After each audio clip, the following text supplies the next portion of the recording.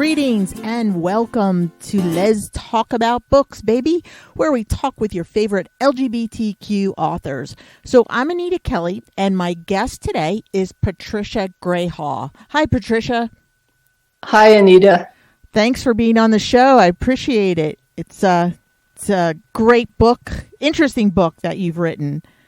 And it is called Making the Rounds. Is that correct? Yes. Can you tell our listeners a little bit about Making the Rounds? Sure.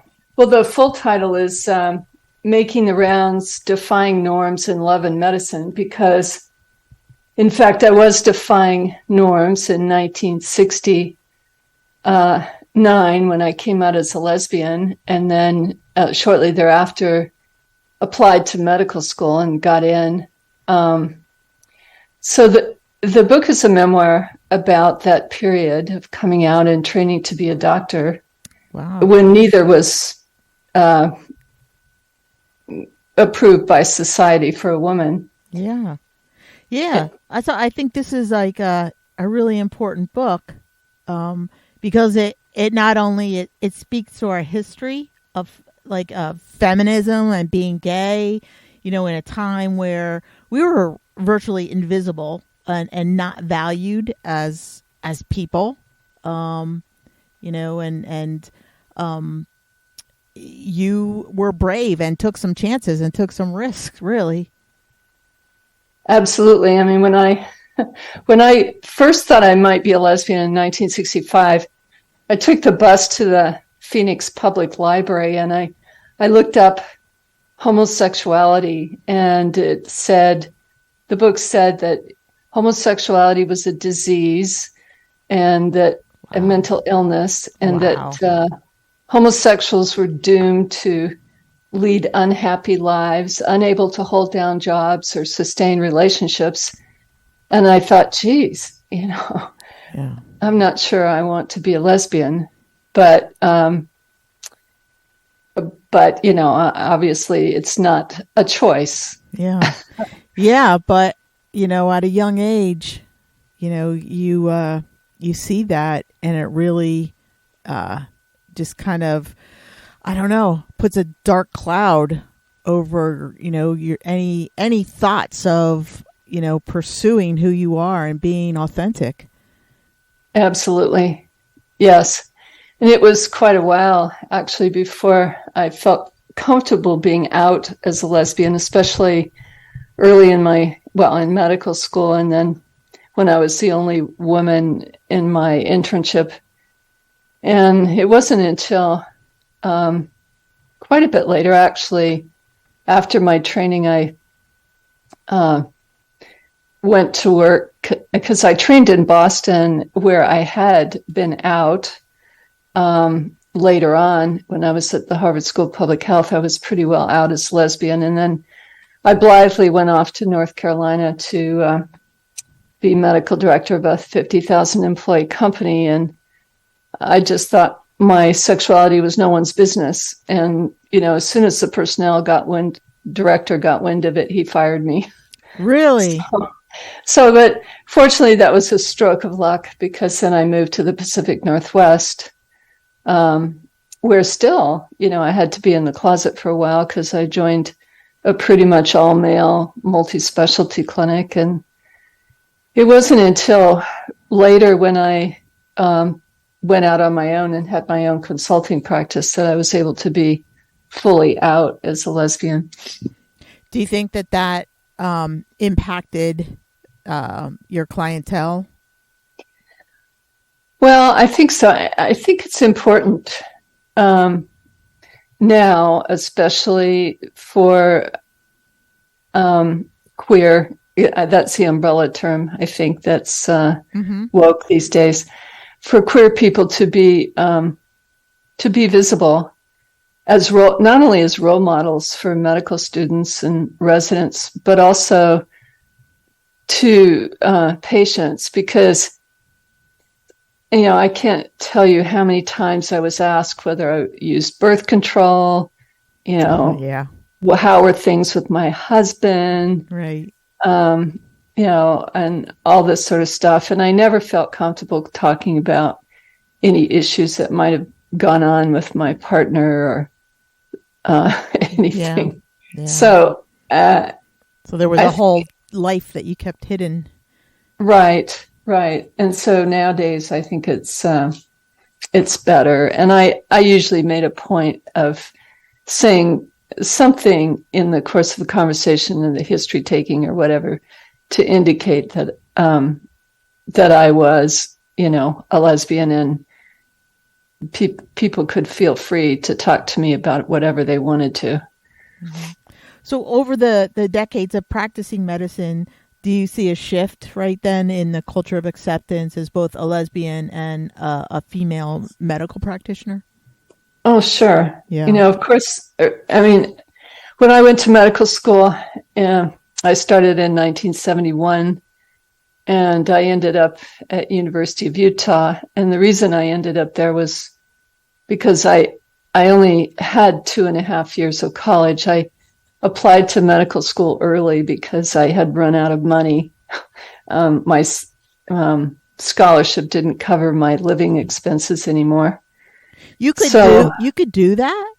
Well, you couldn't normally, but it was so lucky for me because University of Utah for 1 year had a special program where they allowed promising students, and I had straight A's and really high scores on the medical college admission test. They would allow a few students in without a college degree. They just did that for 1 year. And it just so happened that was the year I applied. And so, and they were simultaneously also expanding their class. Still, I was only one of 5 physicians in a class, 5 women in a class of 100. Yeah, that doesn't surprise me. Still a minority. I was such a minority. I was younger than everybody else in my class. I was a woman. Yeah. And I was the only lesbian. So wow. Yeah. So you had 3 offs. 3 offs, yeah. Wow. So is that what influenced your decision to study or to attend med school in Utah then? Because that's a pretty conservative state. Yeah, that was the only choice I had. Okay. With no college degree. But it turned out it was a good thing because even though it started out a bit rough with my medical, I decided to room with one of the other women, the only other non-Mormon in my class. 90% of the class was Mormon. Wow. And so we roomed together, and she arrived before I did and put her needlepoint "God loves you" on the wall, which I saw when I arrived. And so I put up my huge Angela Davis poster with her fist in the air. And, you could tell girl. right off the bat, we weren't going to get along. So, oh, wow. What a difference. Shortly after that, especially when she outed me to some of my fellow Mormons when we were walking to class one day, and I was in my greasy lab coat, and I was muttering to no one in particular, "I need a wife." And so she blurts out loud enough for all of the guys to hear, "What about that woman in San Francisco?" So that was my girlfriend, my long distance girlfriend. So you had come out to your roommate then?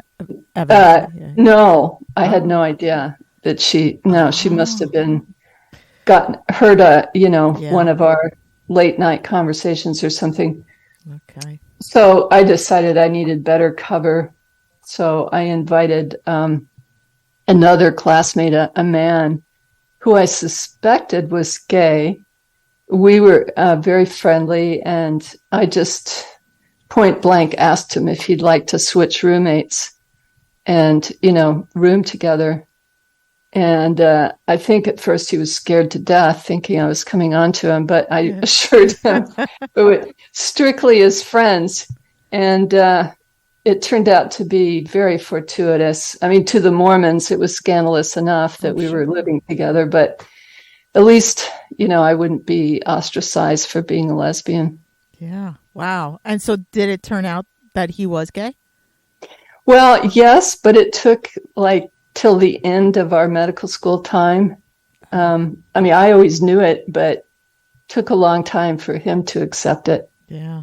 Yeah. But we were, our best supports for each other throughout medical school and throughout internship and residency. And he was like my best friend through all that. Oh, that's so nice. It's nice that you met somebody that, could support you and just, kind of encourage you, I guess. So yeah, he features prominently in the book, and I asked him, because I've changed the names of most of the characters actually, to protect their privacy, but I asked him if he wanted me to change his name. And he said, he was waffling. And I said, you're the one that everybody likes who reads this book. So, everybody likes you the best. So don't change your name. Aww. He said, okay. So do you think that people in your life will recognize themselves in your book?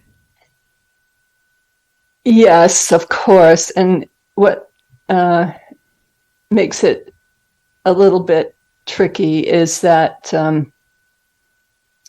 one of the main women characters is now married to a man and has been for the last 27 years, and he doesn't know about a previous relationship. And we're still friends, and both of them know that I've written a book.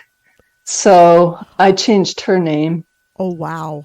And then there's another woman, a former colleague, a straight woman that I had an affair with, who never acknowledged, who always maintained that she was totally straight. And oddly enough, she didn't care if I changed her name, but I did anyway, just in case she changed her mind after she read what I wrote. Yeah. And,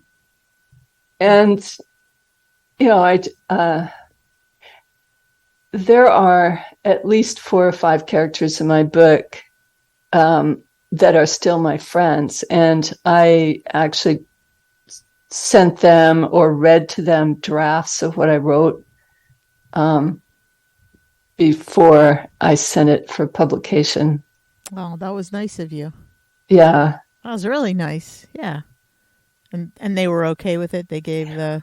Well, I mean, there's never any absolute truth. I mean, I wrote what I remember. Yeah. And of course, what they remember is sometimes slightly different. But sure. They all acknowledge the basic emotional truth of what I wrote. And in the end, no one objected. Even the straight woman who didn't particularly want to read what I wrote, even though I offered it, I said, well, aren't you worried about what I wrote? And she said, no, she doesn't care. I mean, good for her. She's in her 70s, and, she doesn't have kids or any. I mean, she's just not worried. Yeah, so. Pretty secure within herself, it sounds like. Yeah. Yeah. Nice. So how long were you writing Making the Rounds?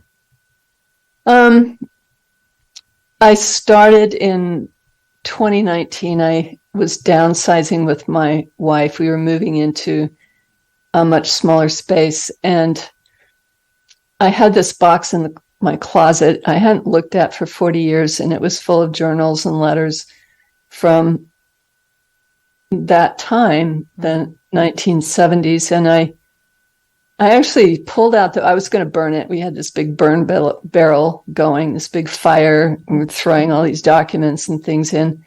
And I thought I'll just throw the whole box in. And then I thought, no, I better read this.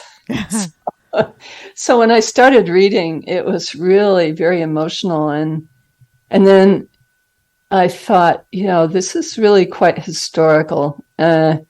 Just what, not only my experience, but the significance, especially now. I mean, a lot of the issues are still relevant today, that I and other women of my generation struggled with.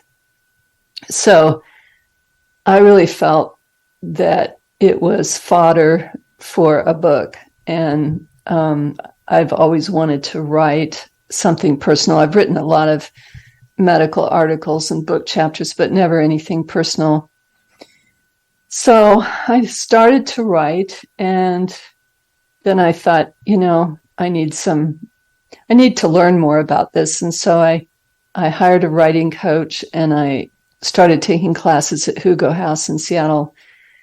And then I took a 6-month memoir writing course. And writing this book was pretty much my full-time job, because then, just as I got into the thick of it, the pandemic started, and we couldn't really travel anymore. We couldn't do much of anything. So I was just focused totally on writing this book. So I finished it, and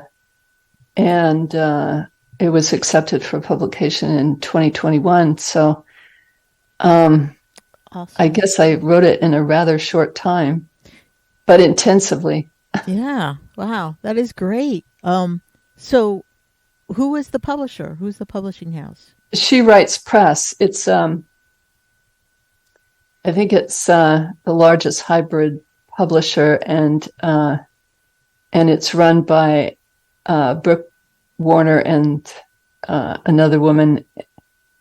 It's 10 years old, and it's been a great experience, actually, publishing with them. Nice. Because they did all the cover art and had good editors, and it's been a very positive experience. Awesome. You got to trust your publisher, right? And yes, and absolutely. The editors they choose, and yeah, definitely, that's so important, because this is your baby. Yes, and I even I was glad that, because I'm in my 70s and sometimes I'm not very woke, and so I decided that maybe I should have a sensitivity read of my book. Okay. And I was glad I did, because I was blindsided by certain things that never occurred to me that, this younger woke person was able to pick up. Just inadvertent, careless things, but things that I wouldn't want to go into a book and offend people. Yeah, that's important. That's great. That's really, really sensitive of you to do that.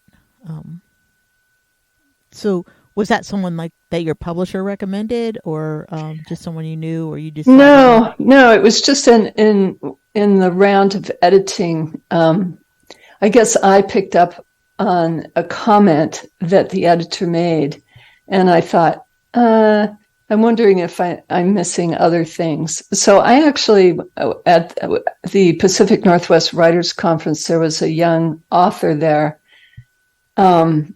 in her 20s, who had published a couple books, and I thought, I need somebody in their 20s to read this. And fortunately, she was available and offered to read it, and it was great. She was really helpful. Oh, that's wonderful. It's so great to have. I know a couple of publishing houses that actually have someone on staff who will do that. It's important. Right. So, it sounds like you've really invested in your writing skills, in the last couple of years, being tutored, taking classes, and so much so it's like a second career for you now. Is that the case? Is that how you view it? I do. This is the first year. I should say this is the last year.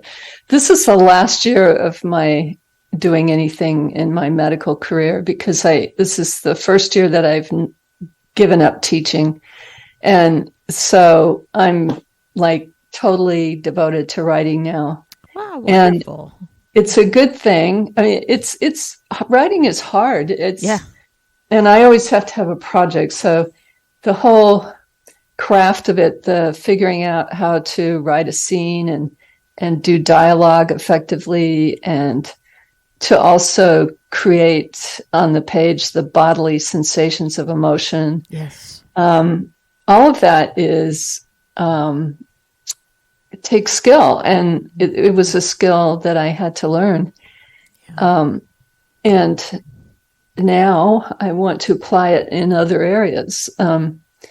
My wife and I are writing a novel together, and it's a lesbian romance novel, but it involves the two protagonists are in their late 60s, and they're coming together accidentally after 40 years of not seeing each other.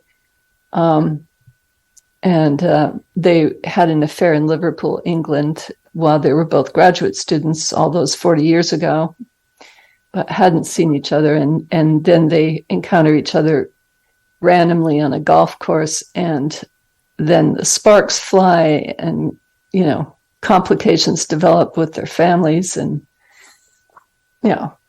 it's different. Huh. Have you submitted that? Are you finished with it? We're just about finished with it. I don't know what we're going to do with it. I don't know if we're going to submit it somewhere or self-publish it. Okay. Wow. It's not the usual to find a women-loving women romance where both protagonists are, older. Usually they're like in their 30s or 40s, and right. Yeah. Well, I don't actually often. I hadn't in the past read lesbian romance, but since we were writing one, I decided to read some, and I enjoyed them. I read Radcliffe, and especially the PMC series, and the Chris Zett, I think, and a few others, and I enjoyed them. But then I just felt like, all the women are beautiful and athletic. They all hold, powerful positions, and they have rapturous sex all the time. And it just, it's great. It's like wishful thinking and a good escape. But I thought, there's a lot of us who are older who still have, active imaginations and hopefully still have sex, and, would like to read about some people that look like us or deal with some of the same things that us older lesbians deal with. So that's why we decided to write this novel. Wonderful. That's great. Let me know when you're publishing it, and come back on the show, you and your wife together. Oh, great. She'd love that. Yeah. So, Patricia, I'm thinking like, I used to work in higher ed, and I also had a private practice, and I saw a lot of young people preparing for med school or in med school. And, their experience seems to be very different than the experience that I imagine that you had when you were in med school. I know one gay young man in particular who was just so, out there with his comments that there was no mistaking who he is and what he was about, and I imagine that's just so different that you never ever would have even thought of that, as something that could happen. Yes, my experience is totally different for many reasons. There was a whole issue of being the minority as a woman and as a lesbian. Of course, I didn't reveal to my classmates or fellow interns, except for my dear friend David, that I was a lesbian. But still, the surgeons, they were awful. Yeah. On my surgical rotations, when I went to Latter-day Saints Hospital for my obstetrics rotation in medical school, and all the doctors were men, And all they had me do was catching placentas all day long. And so it was 24 on, 24 off, catching placentas. Wow. And it was like, this is dull. And I remember throwing the placenta in a sink with a loud thwack and, telling the surgeon on call that I wasn't learning anything and I was leaving. And so I left and I went up to the head of the GYN at University Hospital and said, they won't let me do anything. I'm not learning anything. And he said, you can stay here and work with me in gynecology, which I did. And he was great and I learned a lot, but I never learned how to deliver a baby. So, wow. And, I talk about experiences in my internship too.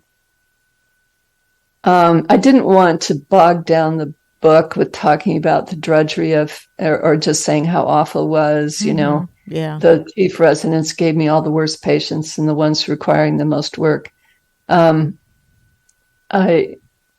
just talked about a couple of incidents just to give a flavor for what it was like. But most of the book is really, I think about a quarter of it has medical scenes in it, and the rest is mostly about my personal struggle to find, an equal, loving relationship with a woman. Yeah. How long have you and your wife been together? We've been together 19 years. And how did you guys meet, if you don't mind that I ask? Yeah, well, we met actually just in 1981, just after my book ends. Actually, I don't talk about her at all in my book. She's a very private person. She didn't want me to write the book in the first place. But, why did I want to stick my head in the past and, write about old girlfriends and all this stuff? But I imagine it was kind of cathartic too. Well, yeah, I mean, when life is happening, it just seems like a series of random events. But then when I actually went back and wrote about it, I could see patterns and I could see an arc of transformation, positive transformation, fortunately. Nice. And this whole struggle to figure out what I wanted in a relationship, I did knock around with quite a number of them. That's why making the rounds is a double entendre. But I did finally realize what it is I wanted. And I did meet my wife shortly thereafter, after finishing my training. But she's British, and I'm American, Mm-hmm. and in those days it was just not possible, impossible to get together. But we remained very good friends, and we finally got together to live together in 2003. So nice. So you guys have been together for a while. Indeed, we have, and it's good. Yeah. Wow. Great. Nice.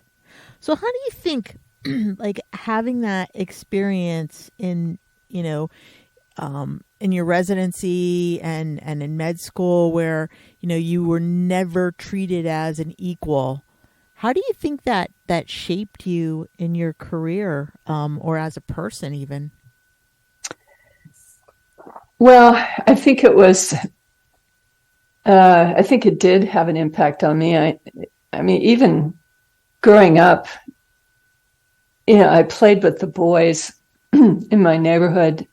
We played Red Rover, and, it was just a matter of, for me, putting my head down and just running headlong into the line of resistance. And I think charging forward, charging the line. And I think I charged the line all through medical school and residency. It was just, I just obstinately going forward. Good for you. Regardless of, if there was resistance, and that was just an obstacle to overcome. Yeah. So great. Good for you. That's wonderful. And you mentioned that you were on the East Coast. Was it Boston for a while? Yeah, I grew up in Arizona and went to college there, medical school in Salt Lake City, and then I did my training in Boston.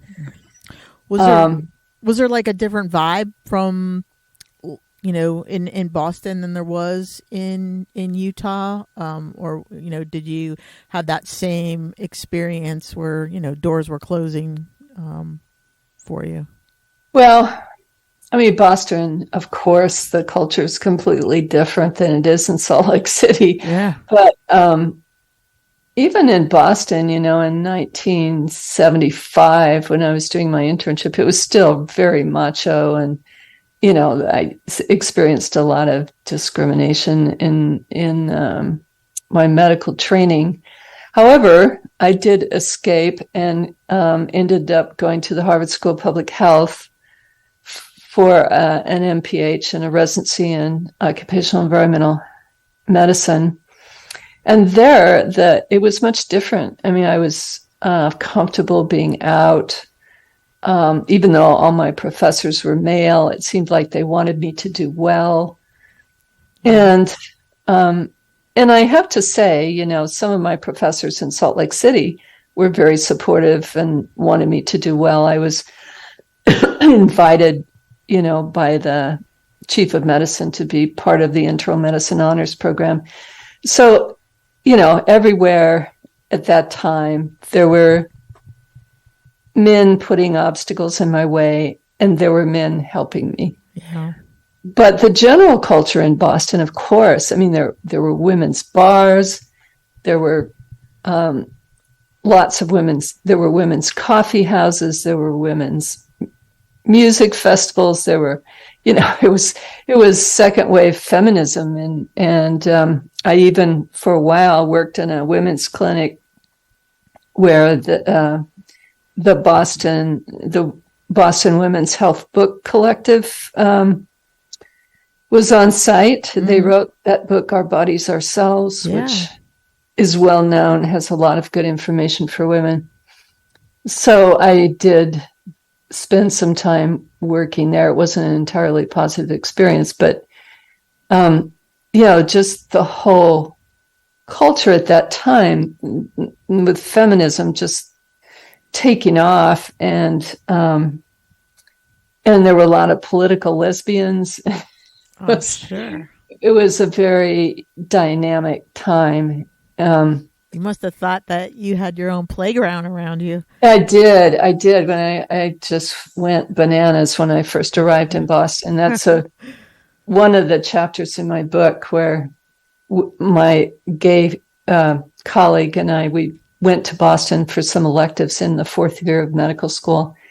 And I was just blown away. And, it was like my adolescence that I never had. Yeah, I can imagine. I think a lot of people, men and women, had that experience when they left a sheltered life and went to a city and where there were gay bars and coffee houses and beatniks and all kinds of things going on. That it was like a whole nother world that just opened up. But it was also, it made it hard to establish a stable relationship because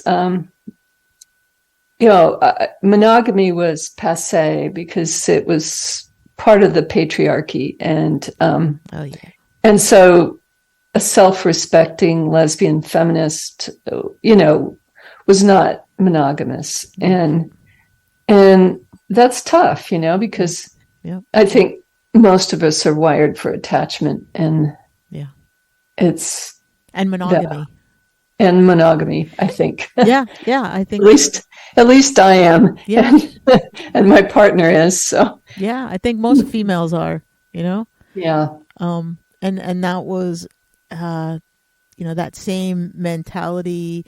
I think it still exists. I know people who think that marriage equality should not exist, like, you know, gay and lesbian folks, queer folks, because it is part of, you know, the that whole patriarchy, and you know, it's belonging to another, and just the history of marriage and what it means is not acceptable, you know. Yeah, I know. And that attitude was even more prevalent in the 70s. I can imagine. Yeah. When you were raging against the man. Right. Right. Yeah. So, you know, I was looking at, you know, your book, Making the Rounds. It's just so I have it correctly. It's Making the Rounds, Defying Norms in Love and Medicine. Yes. Okay. And I was looking at some of the reviews, and it seems like you're really receiving some really rave reviews. You know, and I'm just wondering, this is your first publication, you know, how does that feel to put you're putting yourself out there for the world to see also, but, you know, also your writing talent, your craft. How was that for you? Well, it was scary, Yeah. really. Yeah. I mean, especially, but, you know, I am writing under a pen name, which shows you that I was, you know, quite reluctant to have everybody read my personal business. That was me. Mm-hmm. But especially since I've written about an era of personal growth that doesn't show me in the best light. Back then I was pretty flawed and complicated young woman, and I was shaped, of course, by my family and the culture of the times. Mm-hmm. And who I was then will be fixed in a reader's mind. And even though decades later now, I'm a totally different person. Yeah. So I did have, early on, I had one lesbian couple, very close friends of mine, tell me they felt very odd reading such personal stuff about my life, especially the sex. And I really I was quite taken aback by that. And so I almost, at one point, I took it all out. Okay. What made you decide to put it back in? Well, because it all had a purpose, you know, it advanced the story and it wasn't gratuitous. And so I just thought, this is my story and I'm sticking to it. So, okay. But yes, I feel better now having it out in the world, knowing that it's being well received. And I was really surprised because I thought that only lesbians of a certain age would be interested in reading this book. I was hoping some younger people would read it because a lot of the things that we went through are especially relevant today. Mm-hmm. But I was surprised to get like a starred Kirkus review. You know, that's a straight organization, but it's like a highly coveted to have a star review. And then all my other reviews so far have been 5-star, really positive. And so I think actually, and this is a sign of the times, you know, this is how much things have changed, where my story, even though I'm a lesbian, and seems to have wider appeal because it's a human story. I mean, yes. Yeah. Humans, gay or straight, you know, we all seek friendship, belonging, love, and meaningful work. Yeah. And so I think, you know, my story actually resonates with people regardless of their sexual orientation. Yeah. So I'm happy about that. Yeah, that's wonderful. It really is. Yeah, I imagine that, you know, straight women had a similar experience that you did, you know, in med school back then. You know, it isn't. Yeah, I'm sorry to interrupt.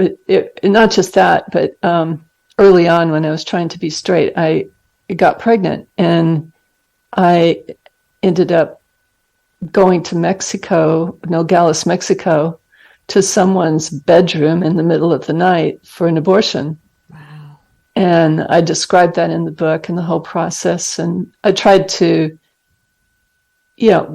make it alive and a visceral experience for the reader, because, unfortunately, we're going backwards. No, I was just going to say that's so important for people to understand now. Right. And I think, most young people alive, they've lived all these decades with their choice of control over their own bodies and reproductive health, unchallenged. And now that's no longer the case. People have no idea really how horrible that is. And unfortunately, we're about to find out. Yeah.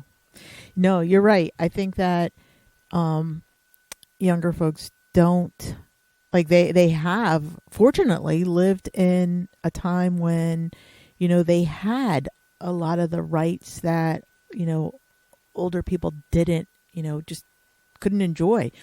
You can walk down the street and hold hands with your girlfriend, and back then you couldn't have, there was no way.